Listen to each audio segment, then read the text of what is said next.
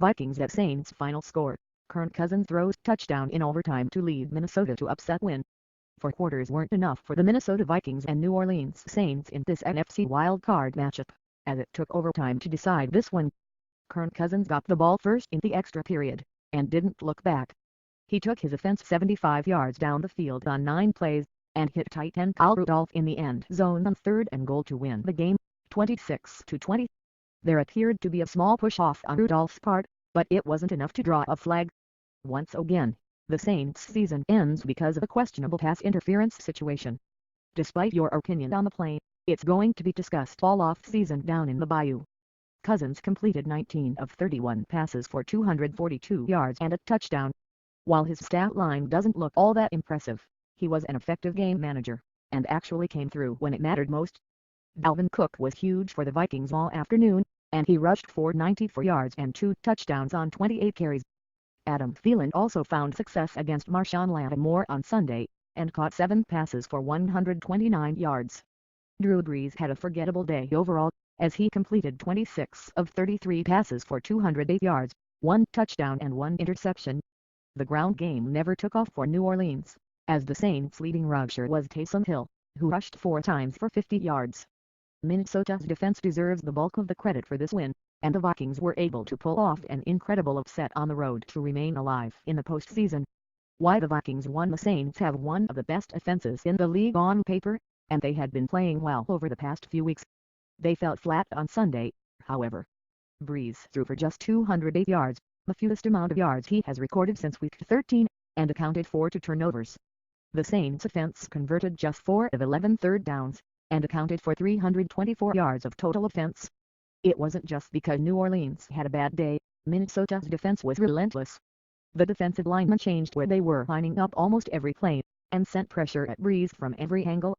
They sacked him a total of 3 times for loss of 31 yards, and also forced a fumble which ended up changing the game.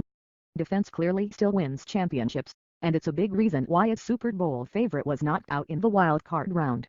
Why the Saints lost? The Saints' inability to move the ball and score points was shocking. Alvin Kamara was held to just 21 rushing yards. Latavius Murray also had just 21 rushing yards, and Michael Thomas was held in check for most of the day, reeling in 7 passes for just 70 yards. It would have been even worse had the Saints not had Hill. New Orleans' spark plug really kept the Saints in this one. He was the reason New Orleans scored its first touchdown, as he hit Devont Harris on a 50-yard bomb in the second quarter, which set up the 5-yard Kamara score. Hill then caught a touchdown from Brees in the fourth quarter, and also had a huge 28-yard run which got the Saints into the red zone late in the game when they were down just 3 points. In all, he passed for 50 yards, rushed for 50 yards and caught 2 passes for 25 yards and a touchdown. The Saints needed their special flex player just to keep them in this matchup, as the regular stars like Brees and Kamara struggled to do anything on Sunday. Turning point: the Saints got the ball right at the beginning of the fourth quarter down 10 points, and it really did feel like Brees was about to do something special. The Saints scored a touchdown to cap off an 8-play, 85-yard drive to cut the deficit to 3 points, and then forced a Vikings punt after Cousins picked up just 1 first down on the ensuing drive. The Saints then began to drive again, and Hill reeled off a huge 28-yard run which got New Orleans into the red zone. The Mercedes-Benz Superdome had to be feeling pretty good about how the game was shaping up, but misfortune struck the very next play. Brees was sacked by Danielle Hunter, and fumbled the ball. The Vikings reclaimed possession with just over 4 minutes remaining in the game, and took the clock down to 2 minutes before the Saints could regain possession. Brees' first fumble of the season came at a very costly time, and it was a big reason the Saints never retook the lead in the second half. Play of the game: the play of the game easily had to be the 43-yard catch Thielen made in overtime.